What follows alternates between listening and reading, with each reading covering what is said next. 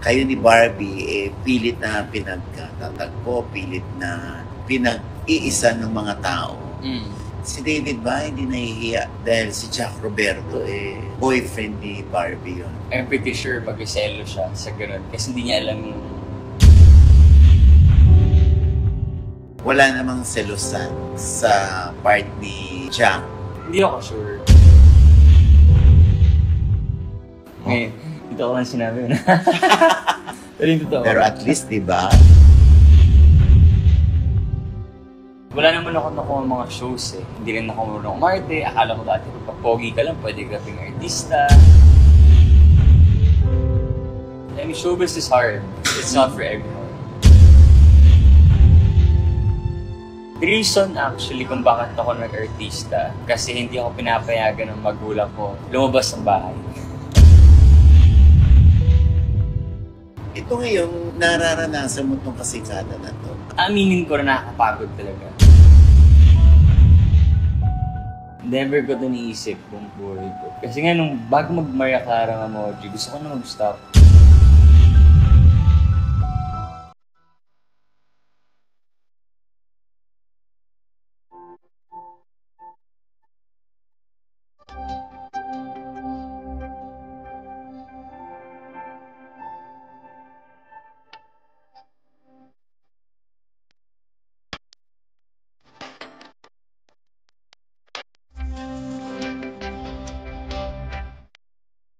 Oo, maraming salamat at pinagbigyan mo ako dahil ilang beses na ako nag-DDM sa'yo.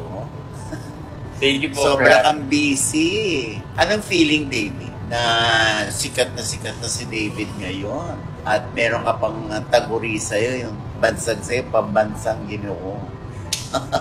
Hindi pa rin ako makapaniwala na I'm in this position. Parang feeling ko, same pa rin sa dati, but of course, now na mas nakikilala na ako, tsaka mas marami na yung responsibilities ko. So it's really blessed to be in this position. Back in 2015, nag-workshop ka pa sa OGDS Acting Workshop, di ba?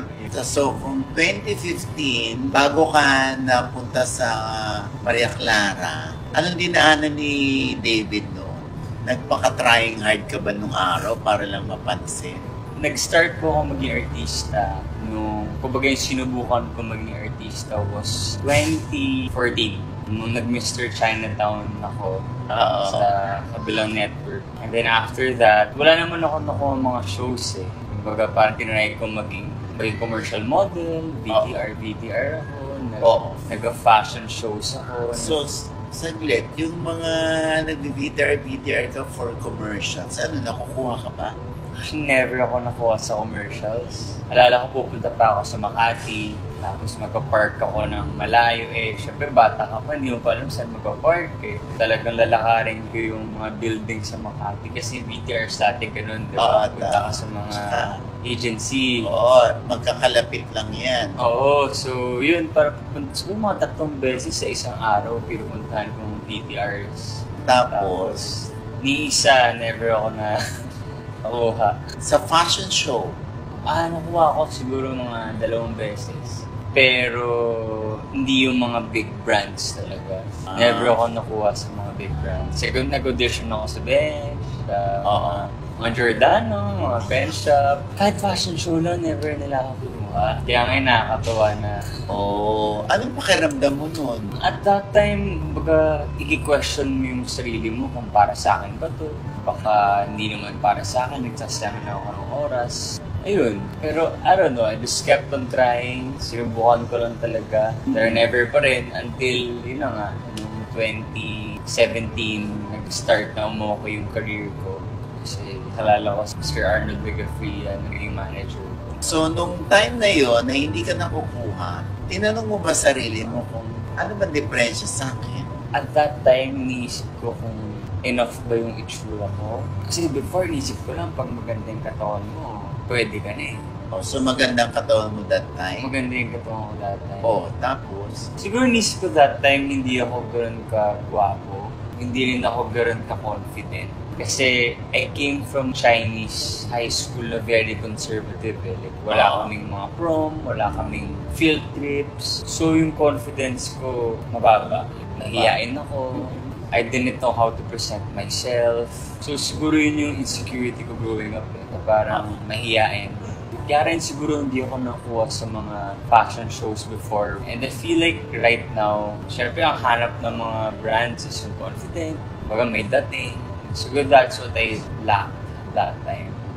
Nung nanalo ka Mr. Chinatown, feeling mo yun yung umpisa ng karir mo dahil nanalo ka? Akala ko. Kumbaga, at that time, kung nanalo ko ng Mr. Chinatown, makapag-guesting ka sa mga GGV, Showtime. So at that time, I was happy na with those guestings. Pero I never got a show because hindi naman ako passionate with my acting. Hindi rin ako marunong umarte. Akala ko dati, pag pogi ka lang, pwede ka rin artista. Akala mo, ang sexy ang mag-artista. Pero sa totoo lang, hanggang mga alas 4:30 kayo matapos. Diba? So, yun. I mean, showbiz is hard. It's not for everyone. At that time, nasaan yung mga parents mo? Paano kanila sinuportahan? The reason actually kung bakit ako nag-artista, kasi hindi ako pinapayagan ng magulang ko lumabas ng bahay.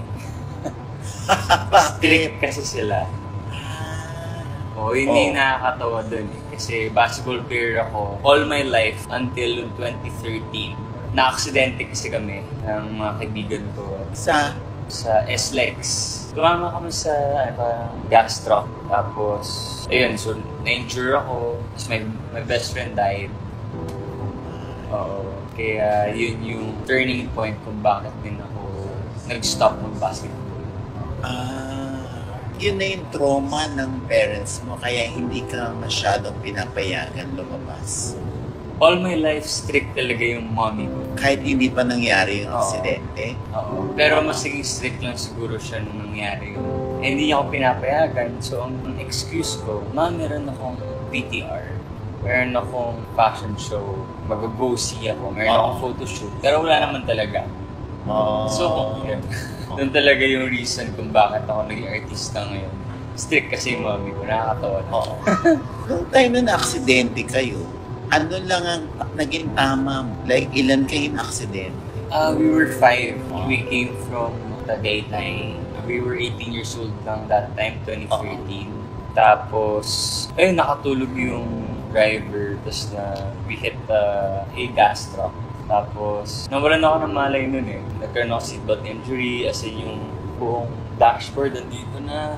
Oh my. Yeah, tapos hindi ko, yung kotse that time was Land Cruiser pa, so malaki. Tapos basag-basag lahat. So, everyone was crying.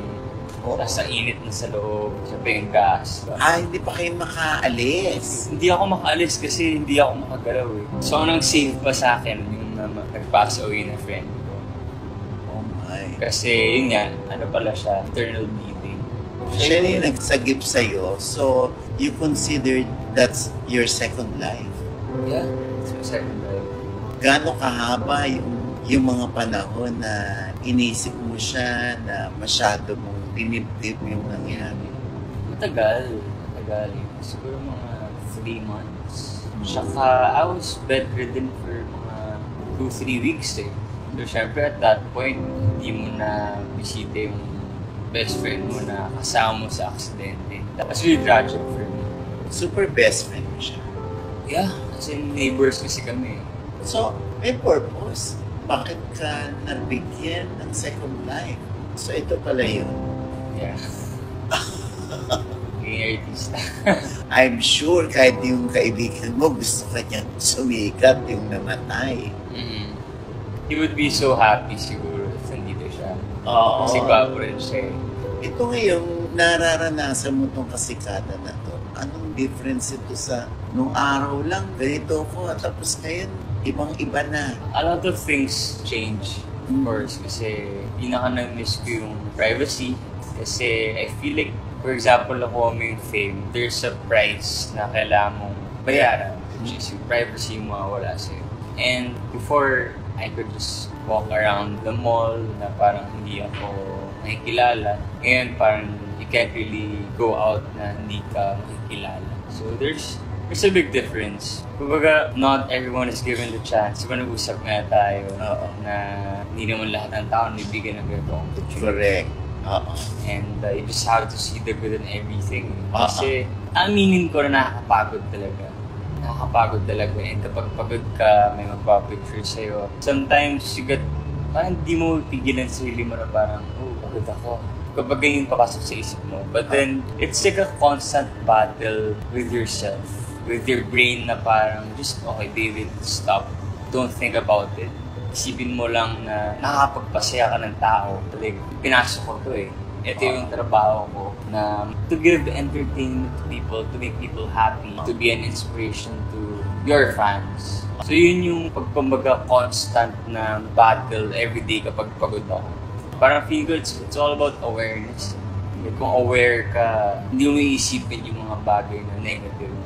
For example, yung mga questions ko sa sarili ko, bakit nangyari to sa akin? Bakit ganito? Bakit ganyan? I would just think na ano kaya yung pwede kong maipulot na lesson from this. Parang gano'n lang, I just try my best to see the good in everything. So, anong lesson na kita mo? Siguro ang pinakamalaking lesson is yung patience. Kailangan meron ka. Yeah, kailangan meron ka. This is a big responsibility. It's not easy. People look up to you. Nakakatuwa rin na parang minsan yung mga fans sabihin nila sa'yo na dahil sa'yo, David, na wala yung anxiety ko. Diba? Like yun yung magpapa-energize sa'yo eh. Meron ako nagagawang, alam mo yung like magkaganyan lang ako, sobrang saya na ng tao. Diba nakakatuwa yun eh. You're making people happy. Kaya gano'n na lang kalaki yung utang na loob mo sa Maria Clara. Yeah, Dahil doon ka na. Dahil doon ako nakilala. Pero nung mga nakaraan naman, gumaganap ka naman bilang leading man talaga. Dito ka lang masyadong nasa pool mo yung tao. Yeah. Lalo na ngayon na kayo ni Barbie, pilit na pinagkatatagpo, pilit na pinag-iisa ng mga tao. Si David ba, hindi nahihiya dahil si Jack Roberto, boyfriend ni Barbie yun. Pero kayo yung gusto ng mga fans. I feel like naiintindihan naman ni Jack yung situation kasi artista rin siya. Siguro kapag hindi siya artista, I'm pretty sure mag-selo siya sa ganun. Kasi hindi niya alam yung kumbaga yung situation sa industry.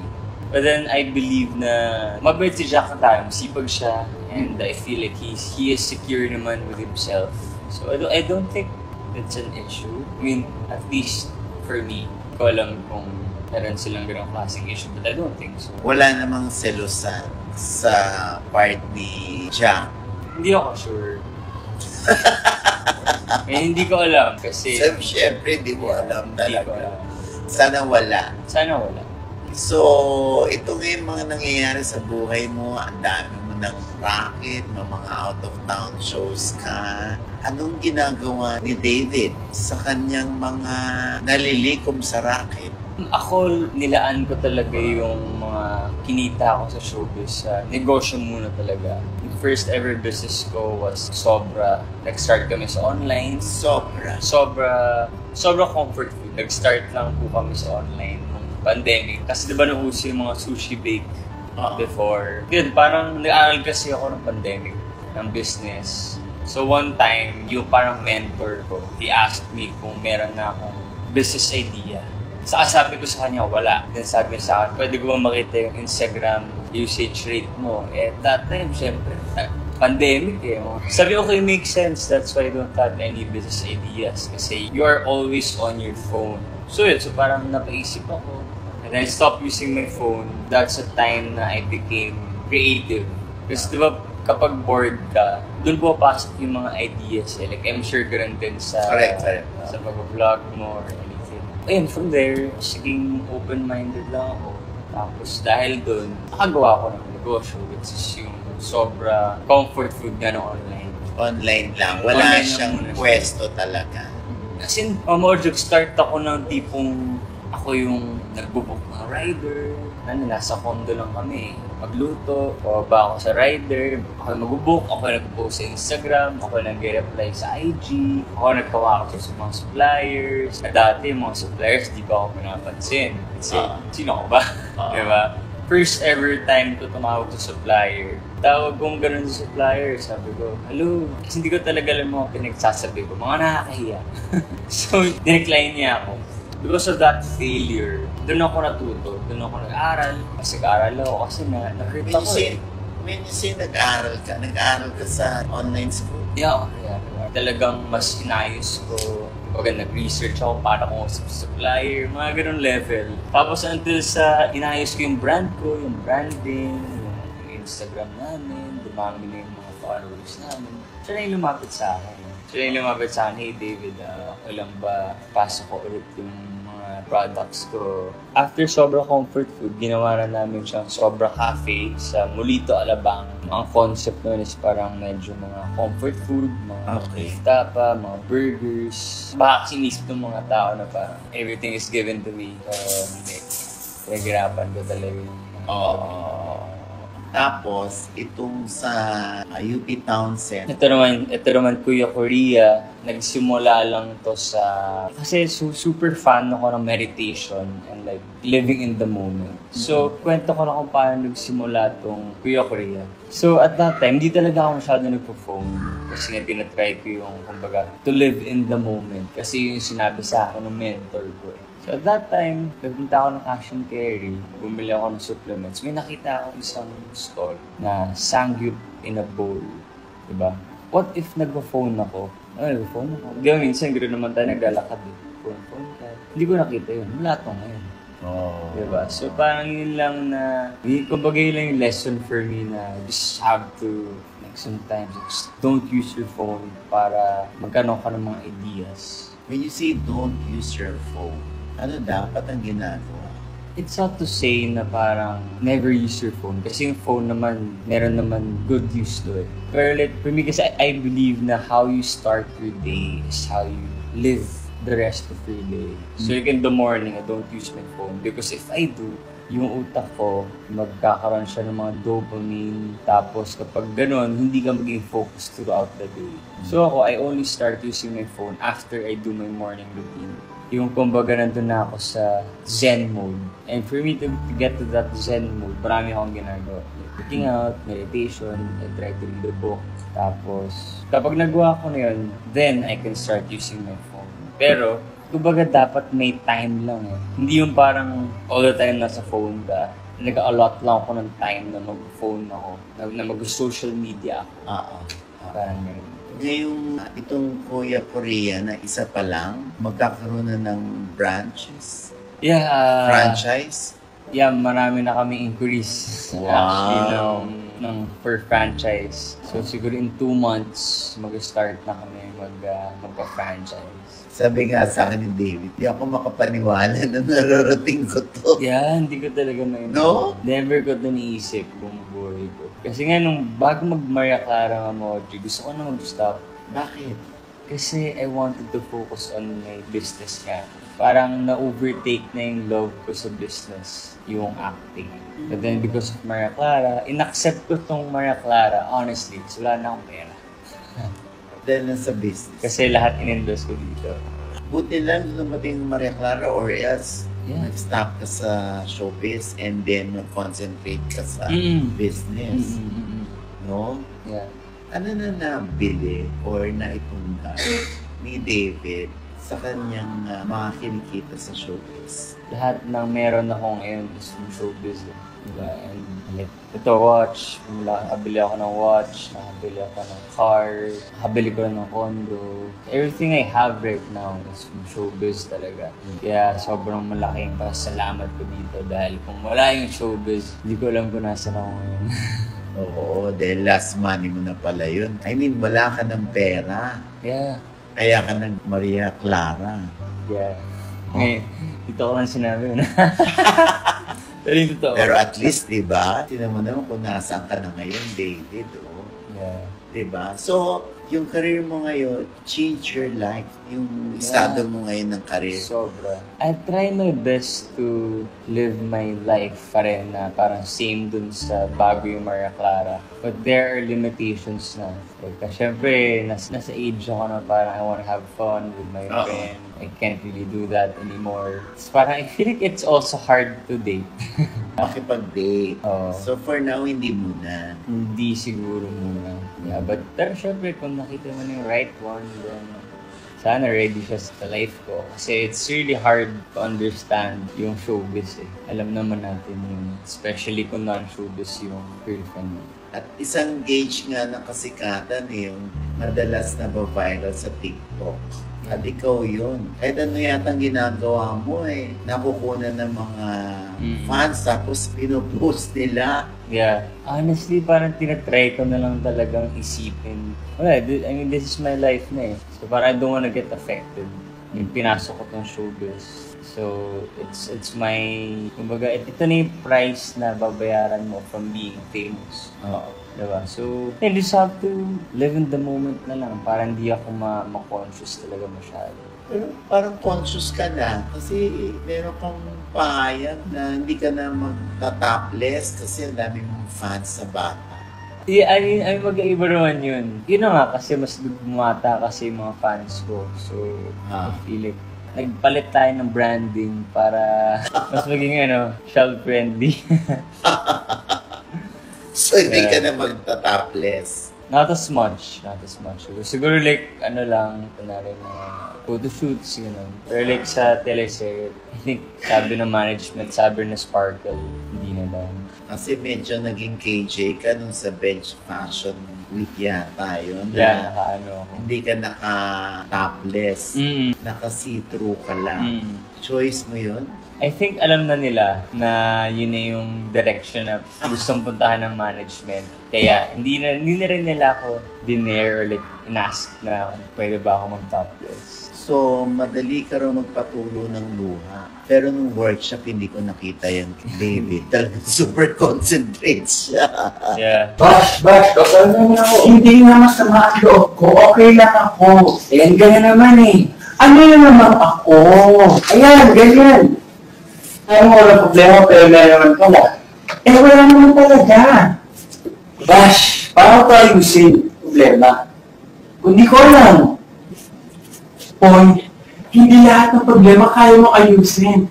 And believe me, hindi mo gusto malaman kung ano yung problema ko. Hindi ako marunong Diba? talaga. Pero ngayon, ang bilis ng patulo ng luha. Ano niisip? Emotional kasi ako na tao talaga. Inisip kasi siguro ng mga tao, parang chick boy ako eh. Pero actually, iyakin talaga ako. Mabilis ako maiyak when it comes to my family. Like imagine mo, Mama Orgy, like nanood lang ako ng volleyball game nung brother and sister ko. Siyempre, sila, UAAP na sila eh. Tapos, Ateneo sila. Parang nung nakita ko sila doon, mga 5 seconds na ako doon, lumabas ako ng arena. Umahagulgul ako. Sobrang iyak talaga ako. Like, I just have a soft spot towards my siblings talaga. Especially yung brother ko at yung sister. Little brother and little sister. Grabe ka sa family. Sobra kayong family-oriented. Yeah. Ano sinasabi niya ng mami at daddy mo? Ng family mo sa sinasapit mo ngayon sa career mo? Never kasi nila to in-expect. Kasi like nung bata ako, hindi naman ako masyadong kagwapuhan. Tipong lang ako eh. Nambubuli sa school. Alam mo yung mga typical varsity na laging tulog sa class. Yung lagi na pupunta sa guidance counselor. Oo. Yun, so parang never na in-expect na si David yung parang maging artista. And even my friends from high school, never na in-expect kasi lagi akong lutang dati. So nagulat lang talaga sila ngayon na parang syempre picture sa akin. I'm sure naman na they're very proud of me. Saka masaya naman sila para sa akin. Si David ba, feeling mo tatagal ka? Sure. Feeling mo tatagal kang ganito yung nararanasan mo? Kasikatan. Before, kasi sabi ko, after 2 years, ikakasal na ako. Parang gusto ko na ikasal, before Maria Clara, in 2 years. 30, 31 na ako, ganyan. But then right now, because of the fans na nakita ko kung gano'n nila ako kamahal because of Maria Clara nga. And I super appreciate their love talaga. Kumbaga, bakit nila ako mahal, gano'n. So anyway, sobrang na-appreciate yung love na yun na I wanna stay longer. So siguro I'll give it like 5 more years, gano'n. Tapos, let's see what happens. So gusto mo nang magkaroon ng pamilya? Hindi pa naman sa gusto ko na magkapamilya. But it's in my head. Siguro when I'm mga 33, 34, I'm gonna get married by then.